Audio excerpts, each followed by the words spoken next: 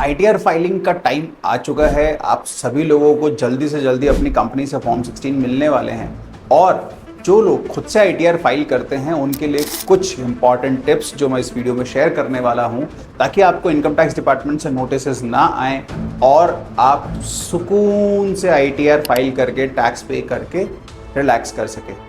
सबसे इंपॉर्टेंट चीज़ है अपना फॉर्म 16 कलेक्ट करना आपके एम्प्लॉयर से। अगर आप सैलरीड पर्सन है तो आपको एक फॉर्म 16 कंपनी बना के देगी after filing their TDS. Generally आपको मई एंड या जून बिगिनिंग के अंदर ये फॉर्म 16 आपके एम्प्लॉयर से या एचआर से मिल जाएंगे। फॉर्म 16 को आप समझिएगा कि जो आपकी नेट टैक्सेबल इनकम फॉर्म 16 में आ रही है वो आपकी सैलरी की इनकम में से सारे डिडक्शंस जो आपने क्लेम किए थे, अगर आपने ओल्ड रेजिम चूज करी है तो डिडक्शंस अलाउ हुए होंगे और अगर आपने न्यू रेजिम चूज करी है तो कोई डिडक्शंस नहीं मिले होंगे। मगर आईटीआर फाइल करते समय अगर आपको लगता है कि आपके लिए ओल्ड रेजिम की जगह न्यू बेटर है या न्यू की जगह ओल्ड बेटर है, तो आपके पास ये फ्लेक्सिबिलिटी है। It is your right that you can change your chosen tax regime even when filing your ITR. भले ही कंपनी ने आपको ओल्ड या न्यू के हिसाब से दिया हो, आपका अपना राइट है कि आप आईटीआर फाइलिंग के टाइम पे भी अपना डिसीजन चेंज कर सकते हैं। पिछले 10 सालों के मेरे प्रोफेशनल एक्सपीरियंसेस से मैंने जो गलतियां जो लोग सेल्फ आईटीआर फाइल करते हैं या जिन लोगों को अपने आईटीआर और फॉर्म 16 के बीच में कंफ्यूजन होता है, उनके कुछ क्वेश्चंस को लिस्ट डाउन किया है और उन क्वेश्चंस को हम एक एक करके सॉल्व करेंगे यहाँ पे आप सबके लिए। सबसे पहला, लोग सोचते हैं कि फॉर्म 16 ही मेरा आईटीआर है, मुझे आईटीआर फाइल करने की जरूरत नहीं है। ये एक मिथ है। फॉर्म 16 केवल आपकी कंपनी जो आपको सैलरी पे करती है उस पर टैक्स काट के कितना टैक्स उन्होंने जमा किया है और क्या आपकी इनकम रिपोर्ट करी है इनकम टैक्स डिपार्टमेंट को, केवल एक उसका स्टेटमेंट है। आपका आईटीआर नहीं है। आईटीआर आपको अलग से खुद से फाइल करना ही पड़ेगा। क्वेश्चन नंबर 2, क्या मेरे फॉर्म 16 के अंदर अगर मैंने न्यू टैक्स रिजीम चूज किया था बट आईटीआर फाइलिंग में मुझे लग रहा है कि मुझे ओल्ड टैक्स रिजीम में जाना चाहिए या मेरे सीए मुझे सजेस्ट कर रहे हैं कि ओल्ड टैक्स रिजीम में जाइए, तो क्या मैं ओल्ड टैक्स रिजीम चूज कर सकता हूं? जी हाँ, अगर आप एक सैलरीड पर्सन हैं तो आप अपने आईटीआर फाइलिंग के टाइम के ऊपर भी अपने टैक्स रिजीम का ऑप्शन चूज करके चेंज कर सकते हैं। यानी कि अगर आपकी कंपनी ने आपको फॉर्म 16 न्यू टैक्स रिजीम में दिया है तो आप ओल्ड रिजीम में भी आईटीआर फाइल कर सकते हैं, और कंपनी ने अगर ओल्ड में दिया है और आपको लगता है न्यू बेटर है तो आप न्यू में भी टैक्स रिजीम ऑप्ट करके आईटीआर फाइल कर सकते हैं। क्वेश्चन नंबर 3, क्या मुझे सारी इनकम रिपोर्ट करके टैक्स पे करना जरूरी है, जैसे कि मेरी डिविडेंड इनकम, सैलरी इनकम के अलावा इंटरेस्ट इनकम, शेयर मार्केट की इनकम, क्रिप्टो की इनकम, लॉटरी, गैम्बलिंग, ड्रीम 11, माई 11 सर्कल की इनकम? जी हाँ, आपकी जितनी सोर्सेस ऑफ इनकम है सैलरी के अलावा भी उन सब इनकम को आपको रिपोर्ट करके उसके ऊपर टैक्स पे करना पड़ेगा। हर इनकम का टैक्सेशन अलग है और उस अकॉर्डिंगली आपका टैक्स कैलकुलेट होगा। मिस्टेक नंबर 4 जो मैं जनरली बहुत सारे लोगों के आईटीआर्स में देखता हूं, जो लोग खुद से आईटीआर फाइल करते हैं वो बहुत सारे डिडक्शंस क्लेम करना भूल जाते हैं, जिनके अंदर सबसे इंपॉर्टेंट डिडक्शंस होता है आपके सेविंग अकाउंट के इंटरेस्ट पे मिलने वाला डिडक्शन अंडर सेक्शन 80 टीटीए 10,000 रुपए तक का। यानी साल भर में 10,000 रुपए तक का सेविंग अकाउंट से अगर आपको इंटरेस्ट मिल रहा है तो आप उसका डिडक्शन क्लेम कर सकते हो ओल्ड टैक्स रिजीम के अंदर अंडर सेक्शन 80 टीटीए। ये बहुत सारे लोग क्लेम करना भूल जाते हैं। मिस्टेक नंबर 5 जो हम बहुत सारे लोगों की देखते हैं कि फाइनल आईटीआर में टैक्स पेएबल ड्यू बन रहा है और उसके बाद हमने आईटीआर सबमिट कर दी और टैक्स पे करना भूल गए।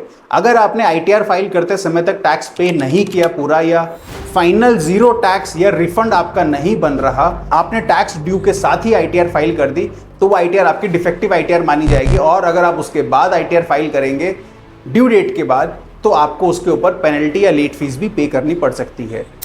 क्वेश्चन नंबर 6 जो मैं बहुत सारे लोगों से फेस करता हूं कि सर 31 जुलाई के बाद भी हम आईटीआर फाइल कर सकते हैं? बिल्कुल फाइल कर सकते हैं, पर 31 जुलाई तक जो आप आईटीआर फाइल करेंगे उसमें लेट फीस वगैरह नहीं लगेगी और जो भी आपके लॉसेस हैं वो आप आराम से कैरी फॉरवर्ड कर पाओगे। अगर आप 31 जुलाई से लेट अपनी आईटीआर फाइल करते हैं तो आपको लॉसेस का कैरी फॉरवर्ड नहीं मिलेगा, यानी जो आपके लॉस आपके आगे के फ्यूचर के प्रॉफिट सेट ऑफ करने में काम आते हैं, वहां पे टैक्स बचाने में हेल्प करते हैं, वो नहीं ले जा सकेंगे आप, और साथ ही साथ आपको लेट फीस और पेनल्टी भी पे करनी पड़ सकती है। एक और क्वेश्चन जो लोगों के पास होता है, सर मार्च खत्म होते ही हम अप्रैल में आईटीआर फाइल कर दें तो?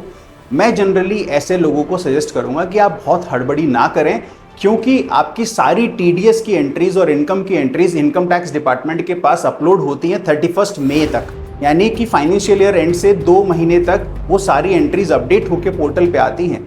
और आप अगर जून में आईटीआर फाइल करेंगे तो आपको पूरा होलिस्टिक एक अप्रोच मिलेगी, आपको पूरा डेटा मिलेगा कि कितना डेटा आपके पास इनकम टैक्स डिपार्टमेंट के पास आपका है, और आप अकॉर्डिंगली अपनी आईटीआर फाइलिंग एक्यूरेटली थोड़ा कर पाएंगे। एक और गलती जो बहुत सारे लोग करते हैं वो है गलत फॉर्म सेलेक्ट करना।